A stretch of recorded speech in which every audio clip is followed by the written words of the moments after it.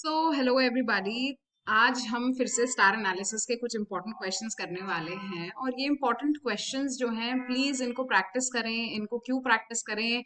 वो इसीलिए प्रैक्टिस करें क्योंकि जब कभी कभी एचआर जो है वो सिचुएशन लाइक क्वेश्चन दे देता है, कोई सिचुएशन दे देता है आपको और आपको कोई परिस्थिति में डाल देता है या फिर आपको किसी बिहेवियर में डाल देता है, तो आप उसे कैसे सॉल्व करेंगे, किस तरीके से। कुछ ऐसे मैंने यहाँ पे मोटे मोटे बेसिक क्वेश्चंस निकाले हुए हैं जिनको आप अगर सॉल्व कर लेंगे तो आपसे जब एचआर सामने वहां क्वेश्चन करेगा तो आप ज्यादा परेशान नहीं होंगे। ठीक है ना? तो प्लीज इस चीज का ध्यान रखें कि आप स्टार एनालिसिस को ध्यान से पढ़ें एक बार और पुरानी मेरे वीडियोस को जरूर जाकर देखें ताकि ऐसा कोई भी इंटरव्यू ना हो आपका भी कि आप उसमें सिलेक्ट ना हो। ठीक है ना? तो स्टार मैं थोड़ा सा रिवाइज करवा देती हूँ। STAR, तो S का मतलब होता है सिचुएशन, T का मतलब होता है टास्क, A का मतलब होता है एक्शन और R का मतलब होता है रिजल्ट। ठीक है ना? अब इसके बाद हम आगे बढ़ते हैं तो यहाँ पर हम बात करने वाले हैं आगे इस तरह के क्वेश्चंस के बारे में जो स्टार एनालिसिस में पूछे जाते हैं। ठीक है, तो शुरू करते हैं हमारा अगला राउंड। और अगर आपने अभी तक के पुराने 4 वीडियोस नहीं देखे हैं तो प्लीज उन चारों वीडियोस को जाकर देखें ताकि आपको ये पता चल जाए कि किस तरीके के क्वेश्चंस आते हैं और हम यहाँ किस तरीके के क्वेश्चंस को प्रैक्टिस करने में।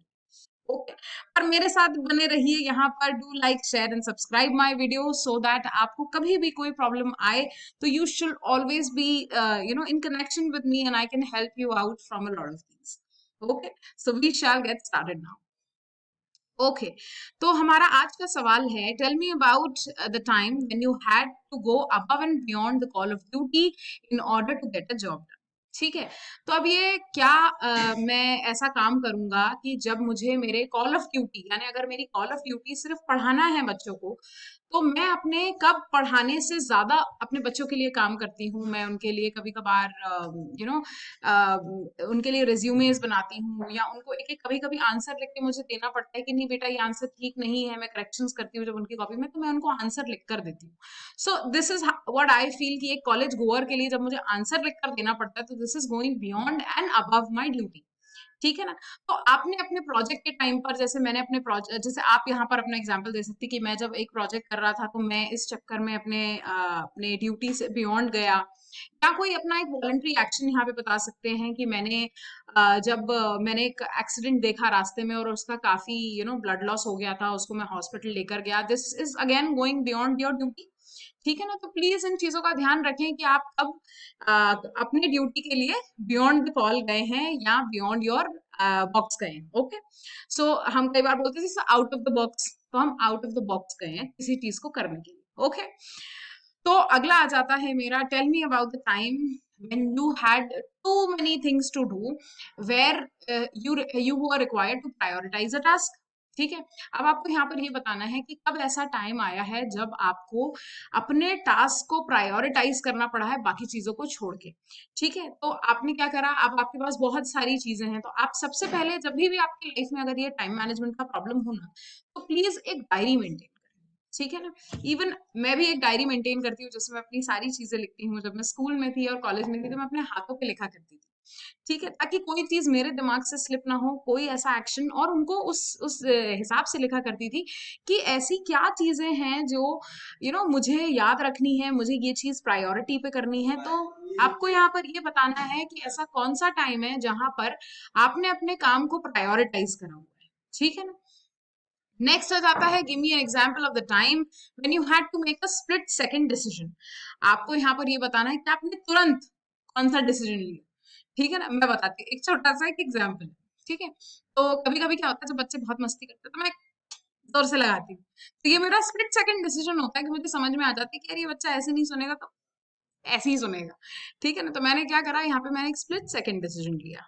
स्प्लिट सेकंड डिसीजन, आपने अपने प्रोजेक्ट के लिए कोई स्प्लिट सेकंड डिसीजन लिया, आपने अपनी लाइफ के लिए या अपने काम के लिए एक स्प्लिट सेकंड डिसीजन लिया और आपने ये डिसाइड करा कि किस तरीके से विद इन सेकेंड्स आप अपने काम को आप इस डायरेक्शन में ले जाएंगे और जब आप उस काम को इस डायरेक्शन में ले जाएंगे तो ये सही हो जाएगा।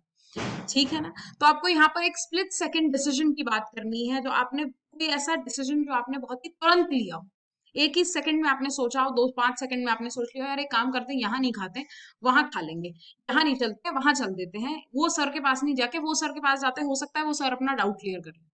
ठीक है ना? ओके, सो नेक्स्ट आ जाता है, what is the typical way of dealing with a conflict, give me an example. जब मैं अपने बच्चों को यहाँ पर ये आंसर समझाती हूँ तो मेरे दोस्त कहते हैं, मेरे यहाँ पे स्टूडेंट्स कहते हैं कि टिपिकल वे मैम हमारी तो है कि हम डिचुम डिचुम करके खत्म कर देते हैं। ठीक है, तो आपको डिचुम डिचुम नहीं करना है, पर आप ये कहेंगे कि जब भी मैं कॉन्फ्लिक्ट में होता हूँ, क्वेश्चन ये कह रहा है कि आप कॉन्फ्लिक्ट से या आप लड़ाई से कैसे डील करते हैं।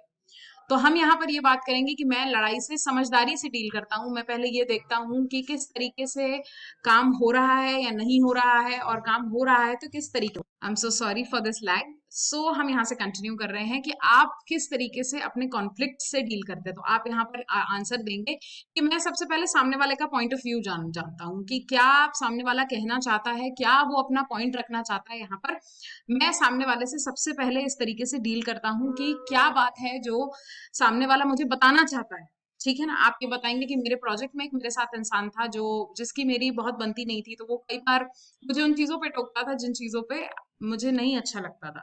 तो मैंने उससे बात करी, मैंने बात करके अपनी कॉन्फ्लिक्ट सुलझाई। मैंने उससे पूछा, मैंने कहा what is your problem, what is your problem dude, कैसे इस प्रॉब्लम को हम सॉल्व कर सकते हैं। हम हमेशा लड़ तो नहीं सकते हैं चीजों के लिए, तो हम कैसे इन प्रॉब्लम्स को रिजॉल्व कर सकते हैं, हम यहाँ पर ये बात करेंगे। ठीक है, give me an example of a time जब आपने कभी अपनी लड़ाई को आसानी से बैठकर सुलझाया हो। जब आप इस तरीके के आंसर्स देंगे तो एचआर आपसे बैठ के सुलझने की बात करेगा, डिशुम डिशुम करने की बात नहीं करेगा। तो मेक श्योर कि आप अपना आंसर जो है वो डिशुम डिशुम रिलेटेड ना दें, रादर आप ये कहें कि आप बैठकर अपनी बात को और अपनी प्रॉब्लम को सुलझाने की कोशिश करें।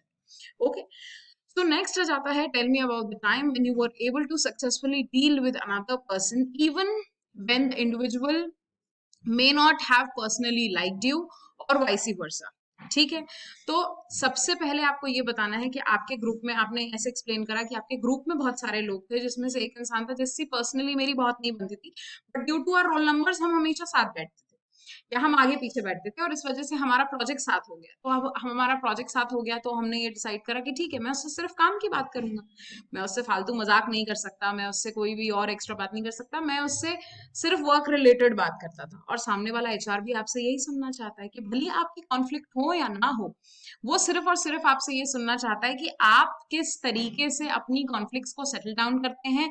या अगर फॉर एग्जाम्पल अगर कंपनी में कोई ऐसा इंसान है जिसे आप नहीं लाइक करते हैं, तो उससे अपनी कॉन्फ्लिक्ट को कैसे रिजॉल्व करते हैं। अगर कोई आपका को वर्कर है जो आपके साथ है और आप उसके साथ नहीं आपकी नहीं बनती है किसी भी कारण से, तो आप कैसे अपने कॉन्फ्लिक्ट को सही करते हैं।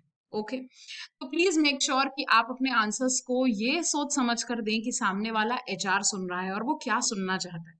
ठीक है ना? मैं हमेशा एक एग्जांपल देती हूँ आप लोगों को कि अपने माँ बाप जो हैं, हम उनके सामने बदतमीजी नहीं कर सकते। ठीक है ना? शायद मुझे नहीं पता, हम we have been always taught like this कि हम बदतमीजी नहीं कर सकते, हम उनके सामने गाली नहीं बक सकते, बट हम दोस्त के सामने बक सकते हैं। ठीक है ना? तो हम क्या करते हैं, जब हम हमारे दोस्त से बात करते हैं तो हम कहते हैं अबे, अरे, इस तरह के हम शब्द यूज करते हैं। पर हम क्या है, इस तरीके के शब्द अपने पेरेंट्स के सामने यूज करते हैं?